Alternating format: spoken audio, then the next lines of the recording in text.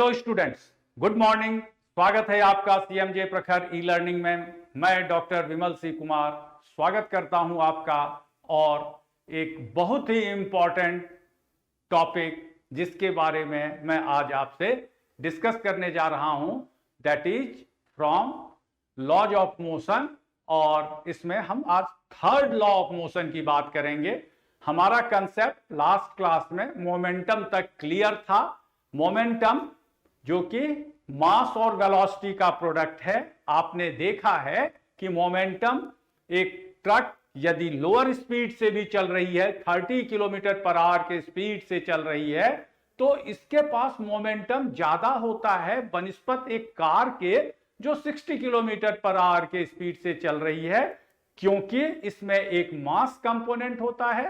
मास component जिससे मात्रा आपकी उसके तौल आती है, मास आता है। और मास कंपोनेंट कहने का मतलब ट्रक यदि कार से 5 गुना भारी है तो इसका मोमेंटम कार से ज्यादा होगा मास कंपोनेंट के कारण।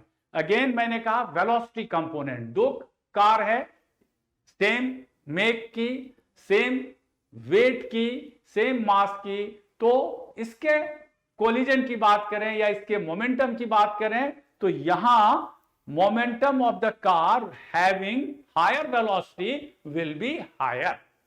जिसकी वेलोसिटी ज्यादा, मास यदि सेम है तो मोमेंटम उसका ज्यादा होगा।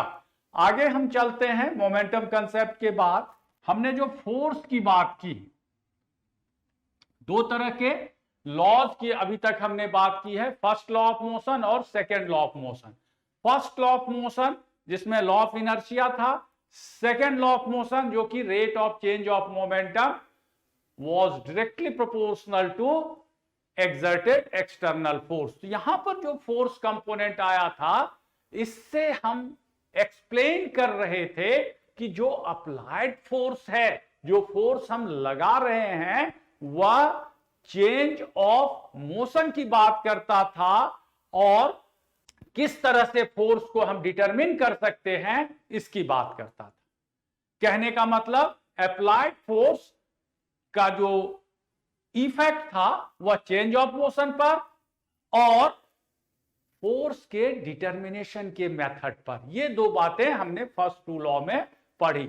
लेकिन यहां यदि हम बात करें फोर्स की, तो जैसे हमने यहां फोर्स लगाया, ये कंपोनेंट ऑफ फोर्स हमने लगाया, ये बॉडी आपके पैनल के ऊपर हमने फोर्स लगाया, irrespective of its change of position. यह पोजीशन चेंज कर रहा है नहीं कर रहा है उसकी बात हमें अभी नहीं करनी है।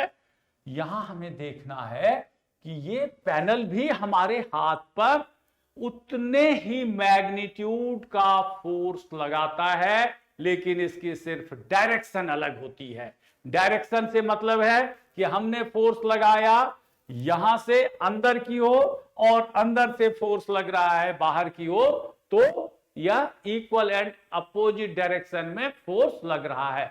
अब आप एक चीज और ऑब्जर्व करें, जैसा मैंने कहा है, science is the study of observation. More you are observing your surrounding, you can understand science in a better way. अब आप इमेजिन करें, हमने ये स्लैब एक हार्ड ऑब्जेक्ट के ऊपर हिट की, जोर से, यहां पर एक स्टोन है, उसके ऊपर खींच करके एक थप्पड़ मारा। क्या होगा? स्टोन के ऊपर जो इंपैक्ट पड़ा वह ठीक है, स्टोन डिस्प्लेस हुआ वह ठीक है, लेकिन एट द सेम टाइम यह इंपैक्ट हमारे हाथ पर भी पड़ता है और एक झन्नाटेदार फीलिंग हमारे मन में भी आती है। तो यह फीलिंग अपोजिट डायरेक्शन में हो रहा है, जो कि स्टोन या वो जो बोल्डर था उसके ऊपर से हमारे हाथ के ऊपर लगा, और यह मैग्नीट्यूड में भी उसके इक्वल होता है। यहां पर सिर्फ एक ही बात याद रखनी है कि ये जो फोर्स, थर्ड लॉ के फोर्स की बात हो रही है, यह डिफरेंट ऑब्जेक्ट पर लगता है। हमने यदि यहां फोर्स लगाया तो इधर से जो फोर्स आया वह हमारे हाथ पर लगा, तो ये ऑब्जेक्ट एक पैनल है, दूसरा हमारा ये हाथ है। हमने इसे पुश किया तो एक फोर्स अंदर की ओर लगा, दूसरा फोर्स बाहर की ओर लगा, तो ये दोनों ऑब्जेक्ट ऑफ एक्शन जो है, फोर्स जहां पर काम कर रहा है, जिस ऑब्जेक्ट के ऊपर यह एक्ट कर रहा है, वो ऑब्जेक्ट डिफरेंट हो जाएगा। अब हम बात करते हैं कि इसकी मैग्नीट्यूड इक्वल होती है। एक हम डिमॉन्स्ट्रेशन ले लेते हैं। ये दो स्प्रिंग बैलेंस हैं और स्प्रिंग बैलेंस में ये इसका स्केल है, ये स्केल है, ये भी स्प्रिंग बैलेंस है और इस स्प्रिंग बैलेंस का भी स्केल कुछ इस ढंग से है। इस स्प्रिंग बैलेंस को यदि हम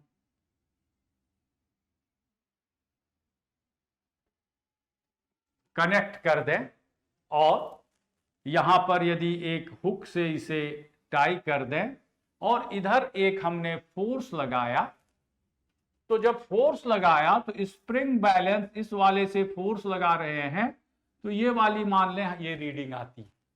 जब इधर वाले स्प्रिंग बैलेंस पर फोर्स ट्रांसफर हो रहा है तो ये रीडिंग कुछ ऐसे आती है। कहने का मतलब ये रीडिंग, स्प्रिंग बैलेंस की रीडिंग दोनों इक्वल आती है और ये लॉ यूनिवर्सली एक्सेप्टेड है। सभी जगह ये law, third law of motion हो या और भी आगे हम लॉ पढ़ेंगे, कंजर्वेशन ऑफ एनर्जी की बात करें, कंजर्वेशन ऑफ मोमेंटम की बात करें, तो ये सभी लॉ यूनिवर्सली एक्सेप्टेड है, यूनिवर्सली मॉनिटर्ड है, यूनिवर्सली प्रूवन है। तो ये कंजर्वेशन लॉ कहलाते हैं और ऐसे लॉ को प्रूव करने की जरूरत नहीं होती है। ऐसे लॉ सेल्फ प्रूवन है, एक्सपेरिमेंटली इसे हम एग्जिबिट कर सकते हैं। हां, लेकिन कोई एक एक्सपेरिमेंट यदि इस लॉ को डिफाई करता है, इस लॉ को यदि निगेट करता है, इस लॉ के अगेंस्ट कहीं रिजल्ट आता है, तो ये लॉ ऑटोमेटिकली फेल हो जाएंगे सिंगल केस से। आपने 10,000 केस इसके फेवर में लॉ के लगा दिया, 10,000 एक्सपेरिमेंट आपने इसके फेवर में कर दिया, लेकिन एक एक्सपेरिमेंट यदि अगेंस्ट आ जाए तो ये लॉ फेल कर जाता है।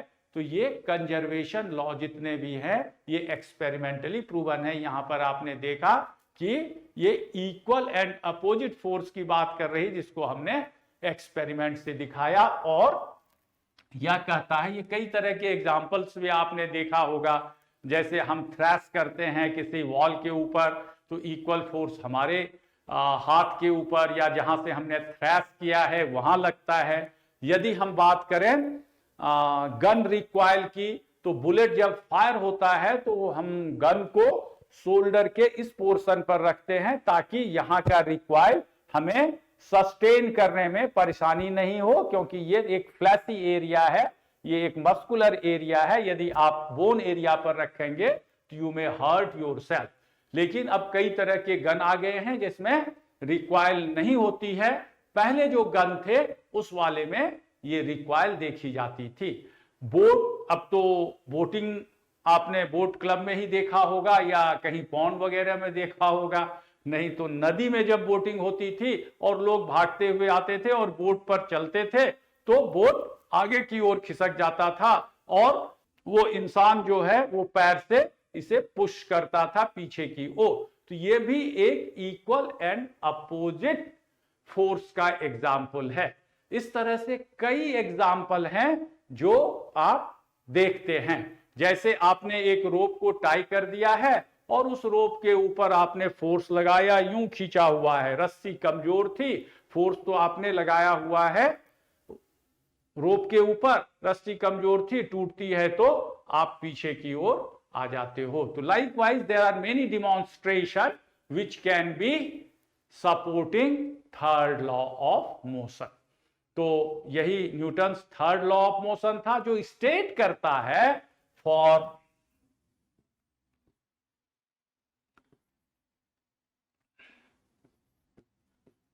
every action there is equal, एक इक्वल होगा, एंड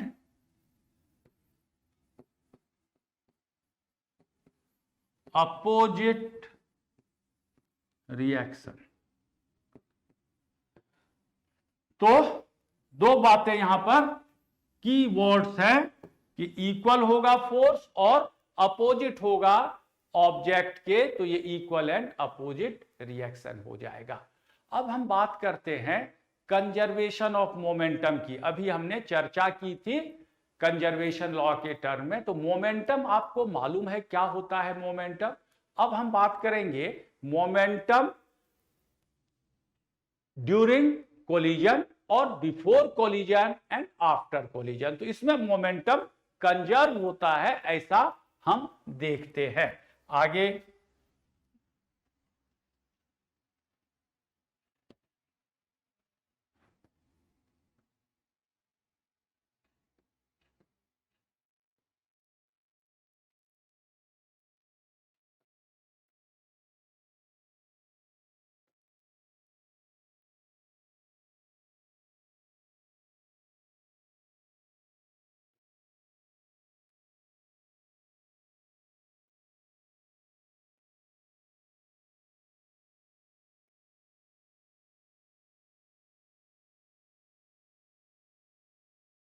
दो ऑब्जेक्ट है ए और बी, इसमें कोलिजन हो रहा है। तो ऑब्जेक्ट की वेलोसिटी कुछ होगी बिफोर कोलिजन और आफ्टर कोलिजन भी कुछ वेलोसिटी होगी। तो हम पहले law of conservation of momentum को प्रूव करने की कोशिश करते हैं। हालांकि इसके मैथमेटिकल प्रूफ की उतनी जरूरत नहीं है, experimentally it is again proven in all the cases. It is observed that momentum is conserved before and after collision, so it is a proven law। लेकिन हम यहां पर देखते हैं कि यदि दो ऑब्जेक्ट हो ए एंड बी, एजम्पशंस हम यहां लिख लेते हैं।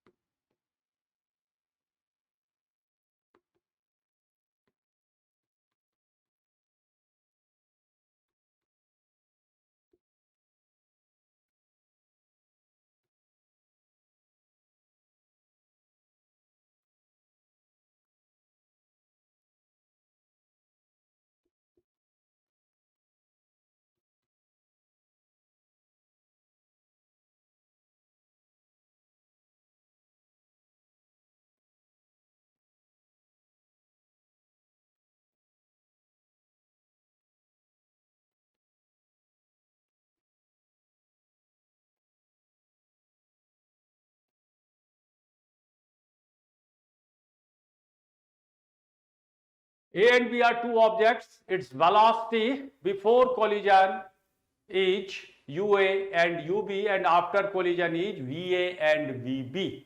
अब हम बात करते हैं rate of change of momentum की। मान लें कि इसका मोमेंटम क्या हो जाएगा, दिस विल बी MA और इसका मोमेंटम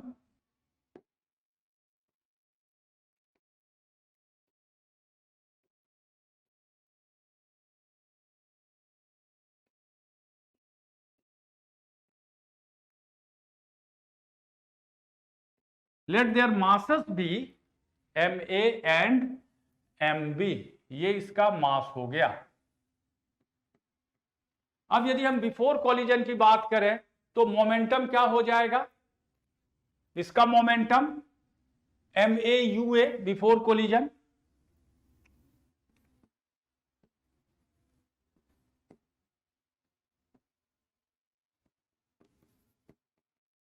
और आफ्टर कोलिजन भी मोमेंटम हम ले लें, दोनों को माइनस कर दें तो this will be rate of change of momentum.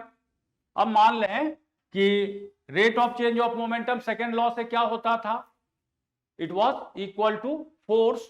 तो हम FAB की बात यदि करें तो this will be rate of change of momentum of A and it will be M A, बाद की वेलोसिटी वी ए है, तो momentum M A V A हो जाएगा, और पहले था यह एम ए यू ए, दोनों को सब्ट्रैक्ट कर दिया, और रेट की बात कर रहे हैं तो टाइम से डिवाइड भी कर दिया। और इसी तरह से यदि हम बात करें एफ बी ए की, तो this will be equal to M B mass of the body V B minus V A upon time. So this is what the momentum of two thing we have calculated. अब third law of motion क्या कहता है? For every action there is equal and opposite reaction. Action कहां पर हो रहा है? Collision तो इसके ऊपर हो रहा है, तो ये एक ऑब्जेक्ट इसके ऊपर जो फोर्स लगाएगा और ये ऑब्जेक्ट जो इसके ऊपर फोर्स लगाएगा, ये दोनों इक्वल और अपोजिट होंगे। तो कहने का मतलब this implies F A B is equal to minus F B A, यही होना चाहिए। अब इसे हम सब्स्टिट्यूट कर दें। यदि सब्स्टिट्यूट कर रहे हैं हम इसे, तो मोमेंटम क्या था पहले वाले केस में? M A V A minus U A upon T is equal to M V V B minus U, this is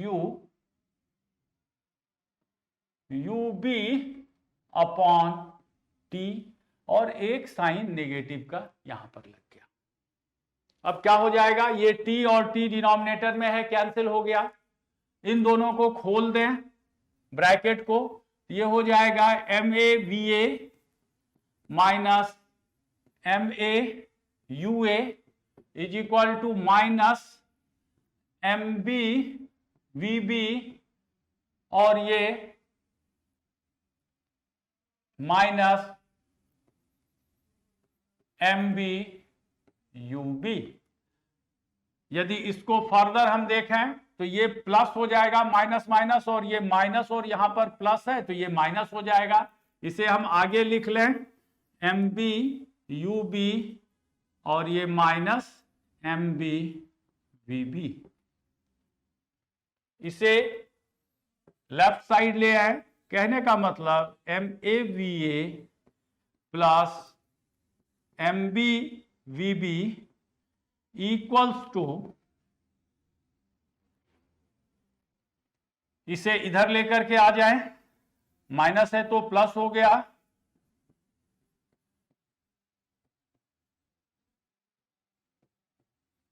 ये क्या है? सम ऑफ मोमेंटा बिफोर कोलिजन।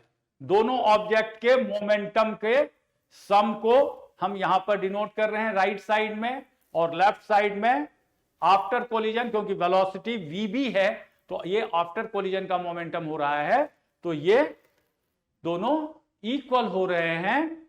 यह हमें प्रूव करना था। This is law of conservation of momentum, या momentum before collision